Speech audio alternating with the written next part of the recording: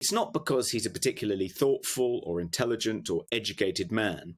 It's because he realizes that that's a way to enhance his credibility, to make it seem as though he has a bit more gravitas. He's a thinking man. He's someone who's concerned about the world. I think that's what's underpinning it. I don't think it's any great... But is he too thick to actually really have any conviction in that? I'm not sure he is around conviction. It was almost as if Gary Lineker, he saw the trouble that Gary Lineker had got into for describing on Emily Maitlis's show on LBC America as an extraordinarily racist country in reference to the next World Cup being in North America, when we all know that America is one of the least racist countries in the world.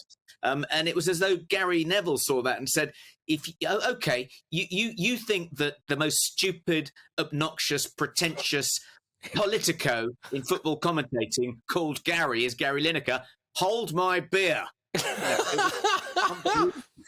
Yeah, no, exactly. And the thing is as well, it was just aside from, look, Gary Neville's got the right to say anything, and I am really glad that he is using the freedom of speech that we are allowed in this country to make himself look like such a dunce on national television. But the fact is as well, this was, Toby, the best game of football I have genuinely ever watched. And I, as a Manchester United fan, am including the 99 Champions League final in that, right? It was epic. The only thing missing was England, OK?